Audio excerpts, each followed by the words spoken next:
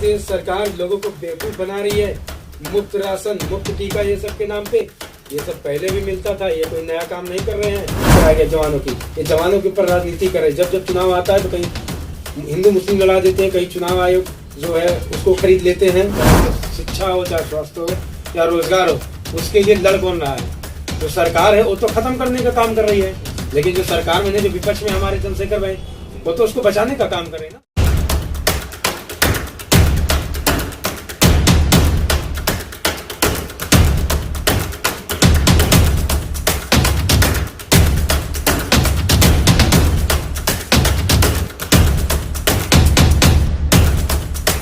नमस्कार, आप देख रहे हैं सच के साथ इंडिया समाचार। आज हमारी इंडिया समाचार टीम मौजूद रही शंकरगढ़ बाजार, अयोध्या, उत्तर प्रदेश आजाद समाज पार्टी के कार्यालय पर, जहां पर 274 बीकापुर विधानसभा से चुनाव लड़ रहे आजाद समाज पार्टी के जिला अध्यक्ष माननीय देवेश कुमार पिंटू जी बीजेपी पर जमकर बरसे और कहा, इस बार सत्ता परिवर्तन जरूर होगा।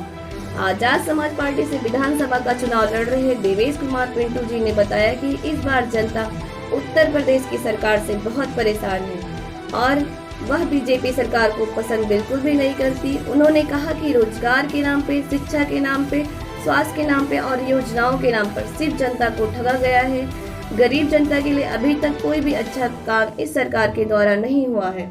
उन्होंने दावा किया है कि इस बार उत्तर प्रदेश की जनता आजाद समाज पार्टी का दामन थामेगी और पूर्ण बहुमत के साथ आजाद समाज पार्टी की सरकार बनाएगी और उत्तर प्रदेश से बीजेपी को हटाएगी।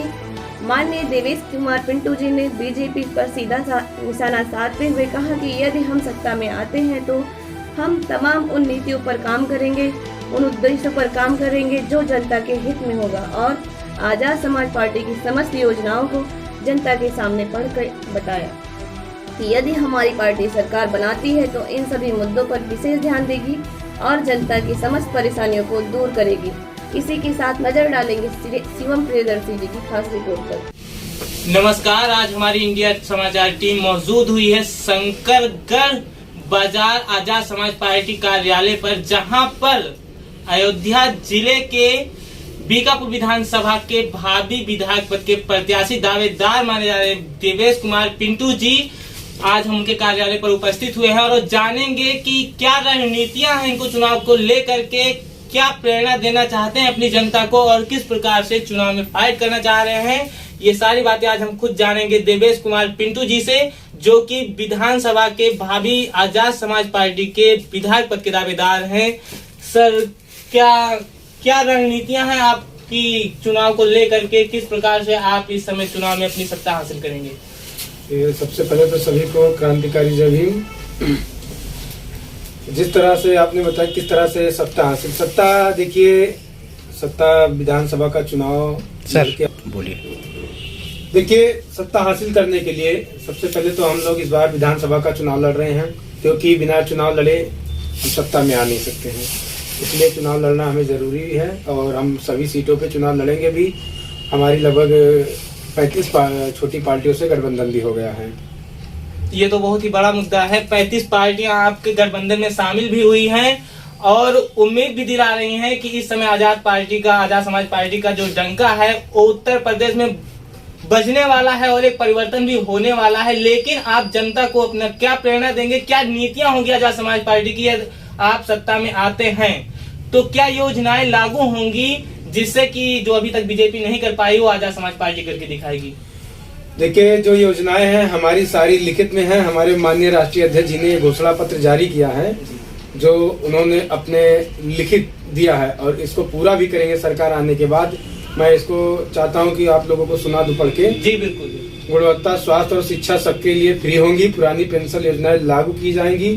सभी प्रकार के कृषि ऋण माफ, खाद और बीज फ्री किसानों को फ्री दी जाएगी। कृषि में उपयोग होने वाले उपकरणों की खरीद पर 25% सब्सिडी। हर गांव न्याय पंचायत की कृषि मीडिया बनेगी। सरकार बनने पर 30 दिनों के भीतर ही राज्य से छुट्टा पशु मुक्त होगा। पशु बाजार को बढ़ावा देकर, यानी एक बाजार से दूसरे बाजार या स्थान पर पशु जाने पर कोई पाबंदी नहीं होगी।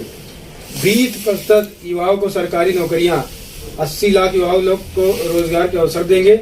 समूह ग और समूह ख में संविदा कर्मियों की नियुक्ति में भी आरक्षण और 5 साल बाद नियमितकरण प्रावधान लागू होगा। सभी सरकारी विभाग में नियुक्ति कर्मचारियों को गृह जनपद स्थानांतरण देने पर तुरंत प्रस्ताव पास किया जाएगा। जातिगत जनगणना और उनके आधार पर शासन प्रशासन सत्ता सरकारी नौकरियों, सरकारी ठेके एवं जातियों के अनुपातिक प्रतिनिधित्व देने का बिल लाएंगे।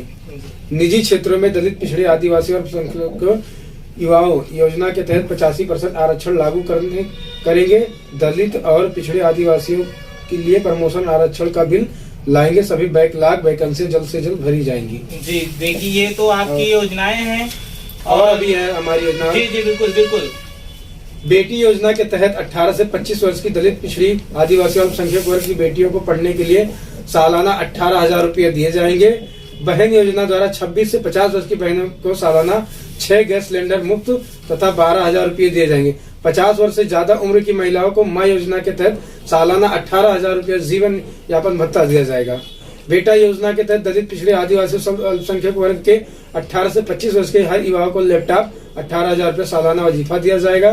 भाई योजना के तहत इस वर्ग के 26 से 50 वर्ष युवाओं को या तो नौकरी रोजगार दिया जाएगा या फिर 18,000 रुपये सालाना बेरोजगारी भत्ता देंगे। 50 वर्ष से ज्यादा उम्र के पुरुषों के लिए पिता योजना के तहत 18,000 रुपये सालाना जीवन यापन भत्ता दिया जाएगा। 350 यूनिट तक की बिजली गरीब एवं मध्य वर्ग के लोगों को महीने की घरेलू बिजली एवं किसानों को सिंचाई के लिए बिजली को बिल बकाया माफ एवं भविष्य में मुक्त करेंगे। इन वर्ग के लोगों के ऊपर बिजली और पानी से भी सभी बकाया बिलों को पहली ही कैबिनेट मीटिंग में माफ करेंगे।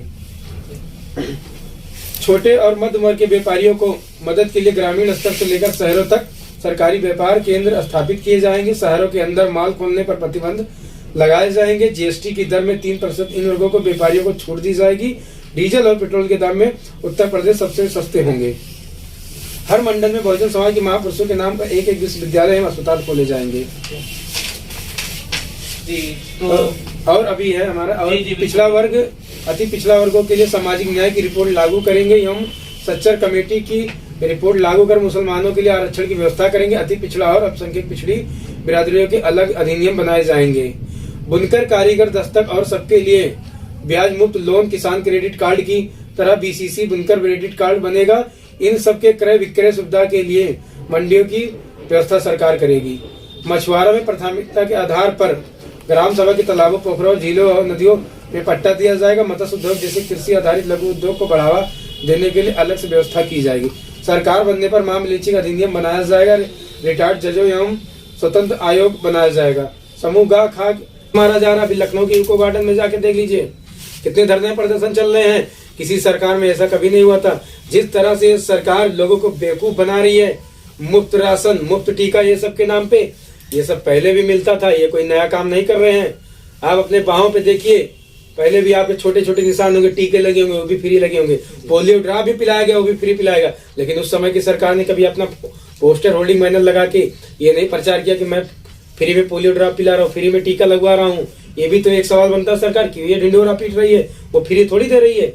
ये हम लोगों को जो अधिकार है वो दिया जा रहा है। तो क्या हमें ठीक नहीं दिया जा रहा है। सत्ता परिवर्तन होगा इस बार? सत्ता परिवर्तन होगा। इनको भगाया जाएगा, इनको बताया जाएगा। हम लोग लोगों को गांव गांव घर घर जा जाके, गली चौराहों में जा जाके लोगों को बताया जा रहा है क्या विकास ये किए हैं और कितना विनाश किए हैं, ये भी बताया जा रहा है। लेकिन सर मुद्दा ये भी तो है कि लोगों का कहना है, हर दल की पार्टियां अलग अलग, जैसे बसपा को ले लीजिए या सपा को ले लीजिए, यहाँ केजरीवाल भी पहुंच चुके हैं, आप जान ही रहे हैं। तो मतलब अवैसी जी भी यहीं पे पहुंच चुके हैं फाइट करने के लिए, चंद्रशेखर जी भी कर रहे हैं। और सबका एक ही मुद्दा है, बीजेपी को हटाना है, बीजेपी को भगाना है, बीजेपी को हराना है। तो किस प्रकार से सभी पार्टियां अलग अलग दलों में फाइट करेंगी और किस प्रकार बीजेपी को, ऐसे भी तो हराना संभव नहीं है ना। देखिए, सभी पार्टियों का स्वागत है, बहुत बहुत धन्यवाद जो लोग बीजेपी को हराना चाहते हैं। हो सकता है, राजनीति है, सारी पार्टियां धीरे धीरे हम लोग की जो विचारधारा है, अगर विचारधारा सबकी एक हो गई तो हो सकता है एक होकर चुनाव लड़ा जाएगा। अभी समय है बहुत। और क्यों चुनाव आयोग तो निर्धारित कर दिया है कि बहुत ही जल्द घोषणा कीजिए, नहीं तो टाइम तो बहुत कम है। देखिए, जो क्रांतिकारी लोग हैं, जो स्वाभिमानी लोग हैं, उनके लिए 1 मिनट ही काफी है। जी थैंक यू सर। हत्या कराया गया जवानों की, ये जवानों के ऊपर राजनीति करे। जब जब चुनाव आता है तो कहीं हिंदू मुस्लिम लड़ा देते हैं, कहीं चुनाव आयोग जो है उसको खरीद लेते हैं। अभी देख लीजिएगा, चुनाव आयोग निष्पक्ष चुनाव भी नहीं कराता, क्योंकि पिछली बार कई बार से कई पार्टियों ने भी कह दिया कि चुनाव जो ईवीएम से नहीं होना चाहिए, बैलेट पेपर से होना चाहिए। उसमें कई कमियां निकली गई, कई वीडियो भी वायरल हुए, कई पकड़े गए। आप किसी का भी बटन दबाइए, जाता है कमल के फूल पे ही वोट। तो क्या चुनाव आयोग को एक्शन नहीं लेना चाहिए? तो इसने सत्ता के दम पे सारे विभाग को खरीद लिया है, कहीं ना कहीं मीडिया को भी खरीद लिया है। बुरा नहीं लगना चाहिए आप लोग को, लेकिन मीडिया बिकी हुई है, क्योंकि कई ऐसे कांड हुए जिसको सच्चाई से दिखाया नहीं गया, निष्पक्ष रूप से नहीं दिखाया गया। मीडिया अगर चाहती, देश के चौथा स्तंभ जो मीडिया है, लेकिन सोशल मीडिया तो दिखा रही है ना सर। सोशल मीडिया दिखा रहे, लेकिन उसको लोग कहाँ का मेकिंग करते हैं, कहते हैं तो फेक हो सकता है, तो एडिट करके बना। लेकिन जो सच्चाई वो कभी छुपती नहीं है। इतिहास दोहराता है, इतिहास फिर से दोहराएगा और फिर से बहुजनों का शासक आएगा। और मैं ये भी बताना चाहता हूँ, बीजेपी ने कुछ नहीं किया, केवल देश को मूर्ख बनाया, धोखा दिया है। जीएसटी के नाम पे, सीए एनआरसी के नाम पे, एमएसपी के नाम किसानों के, फिर कहता किसी कृषि कानून लाता है। क्या ये सब था? बहुत बहुत धन्यवाद सर आपका। तो आप देख सकते हैं किस प्रकार से आजाद समाज पार्टी से, जो कि बीकापुर से विधानसभा का चुनाव लड़ रहे हैं, उनका किस प्रकार से आक्रोश है, किस प्रकार से गुस्सा फूटा हुआ है बीजेपी सरकार को लेकर के। और शायद यही कारण था पार्टी बनाने का इन लोगों का, ताकि अपने हक और आवाज को बुलंद किया जा सके। इसी के साथ मैं शिवम प्रियदर्शी, उत्तर प्रदेश, अयोध्या, इंडिया समाचार। धन्यवाद।